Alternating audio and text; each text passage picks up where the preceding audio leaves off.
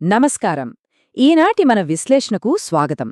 ప్రపంచంలోనే అత్యంత పురాతనమైన, అపారమైన జ్ఞానాన్ని సృష్టించిన నాగరికతలలో మన భారతదేశం ఒకటి.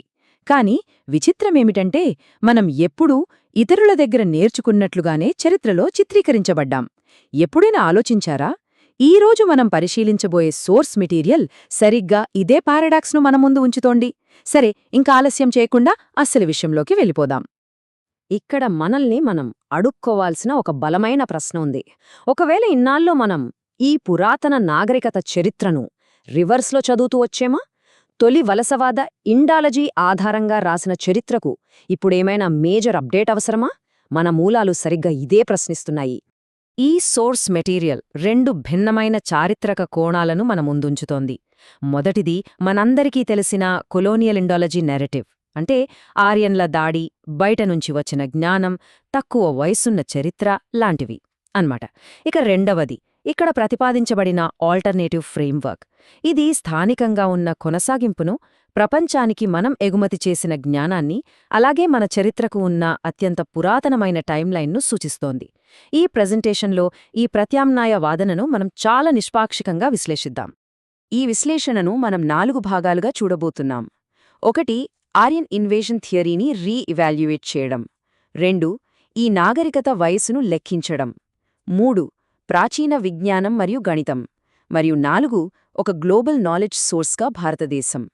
సరే, ముందుగా మొదటి విభాగంలోకి అడుగు పెడదాం. అదే ఆర్యన్ల దాడి పునఃపరిశీలన. దీనికోసం మనం జెనెటిక్ రికార్డులను పరిశీలించాలి. భారతదేశానికి మానవ వలసలు ఎప్పుడు జరిగాయో టైమ్లైన్ ప్రకారం చూస్తే 85,000 సంవత్సరాల క్రితమే ఆఫ్రికా నుంచి వలసలు మన తీరానికి చేరుకున్నాయని మైటోకాండ్రియల్ DNA ద్వారా తెలుస్తోంది. ఆ తర్వాత సుమారు 74,000 సంవత్సరాల క్రితం టోబా అగ్నిపర్వతం బద్దలైనప్పుడు జనాభా భారీగా పడిపోయింది. ఆ బూడిద పొరల కింద కూడా మన పూర్వీకుల ఆధారాలు దొరికాయి. ఇక 60,000 సంవత్సరాల క్రితం నార్త్ ఇండియన్, సౌత్ ఇండియన్ జనాభా విడిపోయింది. అంటే ఇక్కడ మానవ ఉనికి ఎంత పురాతనమైనదో అర్థం చేసుకోవచ్చు. ఇప్పుడు మీరు ఈ నంబరు వింటే ఖచ్చితంగా ఆశ్చర్యపోతారు. 12,500. అవును, ఒక ప్రధాన జెనెటిక్ స్టడీ ప్రకారం గత 12,500 సంవత్సరాల కాలంలో ఉత్తర భారతీయ జనాభాలో సెంట్రల్ ఆసియా వాసుల జన్యువుల ఆనవాళ్లు ఏమాత్రం లేవు. 0. That's it. ఇది నిజంగా మనల్ని ఆలోచింపజేసే వాస్తవం, అవునా? మరి క్రీస్తుపూర్వం 1500లో సెంట్రల్ ఆసియా నుండి దండయాత్ర జరిగింది అనే థీరీని ఈ జెనెటిక్ డేటా ఎలా సవాలు చేస్తోందో చూద్దాం. మన పూర్వీకులు క్రీస్తుపూర్వం 2000 వరకు ఒకే దగ్గర కలిసిమెలిసి జీవించారు. వాళ్ల మధ్య విస్తృతమైన సంబంధాలుండేవి. ఇకపోతే దక్షిణ భారతదేశంలో ఎండోగామి, అంటే ఒకే సామాజిక వర్గంలో వివాహాలు చేసుకోవడం అనేదే కనీసం 6,000 సంవత్సరాల నాటిదని జన్యుశాస్త్రం చెప్తోంది. ఇంకో ఇంట్రెస్టింగ్ విషయమేంటంటే యూరోపియన్లతో మనం పంచుకునే లైట్ స్కిన్ టోన్ మ్యూటేషన్, అంటే SLC24A5 దాదాపు 30,000 సంవత్సరాల క్రితమే ఉద్భవించింది. సో ఈ సోర్స్ మెటీరియల్ ప్రకారం చూస్తే ఆర్యన్ ఇన్వేజన్ థీరీకి జెనెటిక్ సపోర్ట్ పెద్దగా లేదనే చెప్పాలి. ఇక మనం రెండవ విభాగం వైపు వెళ్దాం. అదేంటంటే ఈ నాగరికత వయస్సును ఖగోళ, పురావస్తు ఆధారాలతో లెక్కించడం. కేవలం జెనెటిక్స్కే పరిమితం కాకుండా ఒకసారి ఆకాశం వైపు, అలాగే భూమి పొరల వైపు కూడా చూద్దాం. ముందుగా ప్రెసిషన్ అంటే ఏంటో చాలా సింపుల్గా అర్థం చేసుకుందాం. భూమి తన అక్షంపై బొంగరంలా తిరుగుతున్నప్పుడు చాలా నెమ్మదిగా ఊగుతూ ఉంటుంది. ఈ ఒక్కో రౌండ్ పూర్తి చేయడానికి సుమారు 25,500 సంవత్సరాలు పడుతుంది. దీనివల్లే వేలాది సంవత్సరాలు గడిచే కొద్దీ భూమి మీద నుంచి చూస్తే ఆకాశంలో నక్షత్రాల స్థానం మారుతున్నట్లు కనిపిస్తుంది. ప్రాచీన గ్రంథాలు ఎప్పుడు రాయబడ్డాయో కనిపెట్టడానికి పరిశోధకులు ఈ ప్రెసిషన్ని ఒక పెద్ద ఏన్షియన్ క్లాక్లా వాడతారన్నమాట. ఫిబ్రవరి 18, క్రీస్తుపూర్వం 3102. ఇది కలియుగం ప్రారంభాన్ని సూచించే డేట్. ఆ రోజున రేవతి నక్షత్రంలో అరుదైన గ్రహాల కలయిక జరిగింది. విశేషమేంటంటే ఈ అద్భుతమైన అలైన్మెంట్ నిజంగానే జరిగిందని modern planetarium software simulations confirm చేశాయి. అంటే ప్రాచీన గ్రంథాల్లో ఉన్న ఖగోళ పరిశీలనలు అత్యంత ఖచ్చితమైనవని ఇది ప్రూవ్ చేస్తోంది కదా. ఇదే ఖగోళ సమయం మహాభారతంలో ఎలా రికార్డయిందో తెలిస్తే మీరు ఖచ్చితంగా ఆశ్చర్యపోతారు. ఆ గ్రంథంలో అభిజిత్ నక్షత్రం ఆకాశం నుండి జారిపోయింది అని ఒక ప్రస్తావన ఉంది. ప్రెసిషన్ లెక్కల ప్రకారం చూస్తే కరెక్ట్గా 15,000 సంవత్సరాల క్రితం అభిజిత్ ధువనక్షత్రంగా ఉండేది. అలాగే కృత్తికా నక్షత్రం సమ్మర్ సోల్స్టిస్ అంటే వేసవికాలం ప్రారంభంలో ఉండే స్థానం గురించి కూడా ప్రస్తావించారు. సుమారు 24,000 సంవత్సరాల క్రితం ఆ నక్షత్రం సరిగ్గా అక్కడే ఉండేది. సో మూలాల ప్రకారం ఇవి కేవలం పురాణాలు కావు, ఎన్నో తరాల పాటు అత్యంత ఖచ్చితత్వంతో రికార్డ్ చేసిన ఖగోళ పరిశీలనలు. సరే, ఆకాశం నుంచి కాసేపు కిందకొద్దాం. పురావస్తు త్రవ్వకాల్లో దొరికిన ఆధారాలేం చెప్తున్నాయంటే, హర్యానాలోని భిర్రానాలో దొరికిన వస్తువుల కార్బన్ డేటింగ్ దాదాపు 9,550 సంవత్సరాల నాటిది అని తేలింది. అటు ద్వారక తీరంలో నీటి అడుగున దొరికిన చెక్క వస్తువులు 8,500 నుంచి 9,300 సంవత్సరాల నాటివి. ఇక మన సౌత్లో కీలాడి త్రవ్వకాల లోతును బట్టి చూస్తే ఆ అర్బన్ సెటిల్మెంట్ క్రీస్తుపూర్వం 3,000 నాటిది అని తెలుస్తోంది. ఇవన్నీ ఏంటి? ఒక అత్యంత పురాతనమైన, నిరంతరంగా కొనసాగుతూ వస్తున్న నాగరికతకు తిరుగులేని ఆధారాలు. ఇప్పుడు 3వ విభాగానికి వద్దాం. ప్రాచీన విజ్ఞానం మరియు గణితం. అసలు వాళ్లకేం తెలుసు, వాళ్ల నాలెడ్జ్ లెవెల్ ఏంటి అనేది ఇప్పుడు చూద్దాం.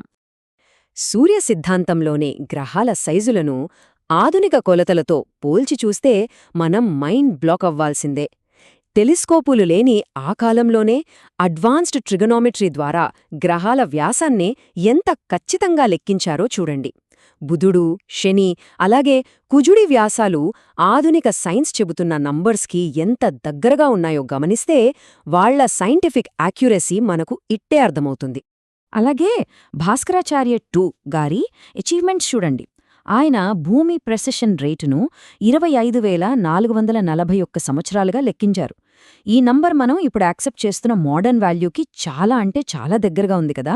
అంతేకాదు, యూరోపియన్ సైంటిస్టుల కంటే శతాబ్దాల ముందే ఆయన డిఫరెన్షియల్ క్యాల్కులస్కి సంబంధించిన ఎలిమెంట్స్ని ప్రతిపాదించారు. మ్యాథ్స్లో మనం సాధించిన మరికొన్ని మైలురాళ్లను చూస్తే, యూలర్ కంటే ఎంతో కాలం ముందే బ్రహ్మగుప్తుడు లీనియర్ క్వాడ్రాటిక్ ఈక్వేషన్స్తో పాటు ఫేమస్ పెల్స్ ఈక్వేషన్ని సాల్వ్ చేశారు. క్రీస్తుపూర్వం 400లోనే పింగళుడు కాంబినేట్రిక్స్ బైనామియల్స్ మీద వర్క్ చేశారు. ఇక సంగమ గ్రామానికి చెందిన మాధవ న్యూటన్ కంటే ముందే ఇన్ఫినిట్ సిరీస్ క్యాల్క్యులస్ మూలకాలను డెవలప్ చేశారు. ఇది కేవలమేదో అదృష్టం కాదు, ఎప్పటినుంచో వస్తున్న లాజికల్ అండ్ సైంటిఫిక్ విచారణ అని మనకి స్పష్టంగా తెలుస్తోంది. ఇక చివరిదైన 4వ విభాగానికొచ్చేశాం. భారతదేశం కేవలం ఇతరుల నుంచి నేర్చుకుందా, లేక ప్రపంచానికే ఒక గ్లోబల్ నాలెడ్జ్ సోర్స్గా ఉందా అనేది ఇప్పుడు చూద్దాం. గ్రీకు తత్వవేత్తల ఆలోచనలకి, మన భారతీయ ఋషుల ఆలోచనలకి మధ్య ఉన్న పోలికలు చూస్తే మీరు ఆశ్చర్యపోతారు. ఫర్ ఎగ్జాంపుల్, ఆధునిక సైన్స్ పితామహుడుగా పిలిచే డెమోక్రిటస్ను మన కణాద మహర్షితో పోల్చి చూద్దాం. క్రీస్తు పూర్వం 600 ప్రాంతంలోనే కణాద తన వైశేషిక సూత్రంలో ఈ సృష్టి అణువులతో తయారైందని, విద్యా అవిద్య గురించి క్లియర్గా వివరించారు. సరిగ్గా ఇదే కాన్సెప్ట్ని, అంటే విశ్వం అణువులతో ఏర్పడిందని డెమోక్రిటస్ కూడా చెప్పారు. టైమ్లైన్స్ బట్టి చూస్తే ఈ ఆలోచనల ప్రవాహం ఖచ్చితంగా ఈస్ట్ నుంచి వెస్ట్కే వెళ్ళిందని సోర్స్ మెటీరియల్ పాయింటౌట్ చేస్తోంది. మరి ఈ అద్భుతమైన జ్ఞానం పురాతన ప్రపంచమంతటా ఎలా ట్రావెల్ అయ్యిందంటే, సిల్క్ రూట్ ద్వారా మన బోవర్ మ్యానుస్క్రిప్ట్ లాంటి మెడికల్ టెక్స్ట్ చైనాకు వెళ్లాయి. అలెగ్జాండ్రియా లైబ్రరీ తూర్పు ప్రాంతపు గ్రంథాలకు ఒక పెద్ద హబ్లా పనిచేసింది. అబ్బాసిద్ సామ్రాజ్యం మన సంస్కృత గ్రంథాలను అరబిక్, పర్షియన్ భాషల్లోకి ట్రాన్స్లేట్ చేసుకుంది. ఆ తర్వాత స్పెయిన్లోని టొలెడో మఠాలు ఈ అరబిక్ టెక్స్ట్లను లాటిన్లోకి అనువదించాయి. ఎగ్జాక్ట్గా ఈ ప్రాసెస్ వల్లే యూరోప్లో రెనైజాన్స్కి పునాది పడిందని చెప్పొచ్చు. ఇదంతా ఒక ఎత్తైతే, దీని వెనుకున్న ఎకనామిక్స్ ఇంకో ఎత్తు. Famous historical economist Angus Madison చెప్పిన దాని ప్రకారం ఒకప్పుడు ప్రపంచ జీడీపీలో మన వాటా దాదాపు 33%. కాని వలసవాదులు మన సంపదను దోచుకోవడం మొదలుపెట్టాక మన ఎకనామీ పూర్తిగా పడిపోయింది. ఇక్కడ అత్యంత ఆసక్తికరమైన విషయం ఏంటంటే, భారతదేశం ఆర్థికంగా ఎప్పుడైతే పేదరికంలోకి నెట్టబడిందో సరిగ్గా అదే టైంలో మన చారిత్రక, శాస్త్రీయ ఆవిష్కరణల క్రెడిట్ కూడా ఇతరుల పేరుట మార్చబడింది. ఇదే విషయాన్ని కంక్లూడ్ చేస్తూ మన సోర్స్ మెటీరియల్ ఒక మాట చెబుతోంది. ఖగోళశాస్త్రం, గణితం, వైద్యంలో యూరోపియన్ల వర్క్ కంటే భారతీయ, గ్రీకు వర్క్ చాలా పురాతనమైనవి. కానీ యూరోపియన్లు మాత్రం వాళ్ల పరిశోధనల్లో ఇండియన్ సోర్సెస్కు క్రెడిట్ ఇవ్వడం లేదా సైటేషన్స్ ఇవ్వడం పూర్తిగా ఇగ్నోర్ చేశారు. శతాబ్దాల పాటు మన గ్లోబల్ నాలెడ్జ్ ఎలా కనుమరుగైందో ఈ కోట్ వింటే మనకు క్లియర్గా అర్థమవుతుంది. చివరిగా ఒక చిన్న ఆలోచనతో ఈ విశ్లేషణను ముగిద్దాం. మోడర్న్ సైన్స్ అనే ఈ కొత్త లెన్స్ మన 24,000 సంవత్సరాల చరిత్రను ఇంతలా రీరైట్ చేయగలిగితే ఇంకెన్ని పురాతన గ్లోబల్ స్టోరీస్ ఇలా క్వశ్చన్ చేయడానికి వెయిట్ చేస్తున్నాయో కదా. మన కొత్త టెక్నాలజీ, సైంటిఫిక్ టూల్స్ మానవ చరిత్రపై మనకున్న అవగాహనను రోజురోజుకూ మారుస్తూనే ఉన్నాయి. సైన్స్ ప్రయాణం ఎప్పుడూ ఆగదు, మన అన్వేషణ కూడా. ఈ విశ్లేషణలో నాతో పాటు జాయిన్ అయినందుకు ధన్యవాదాలు.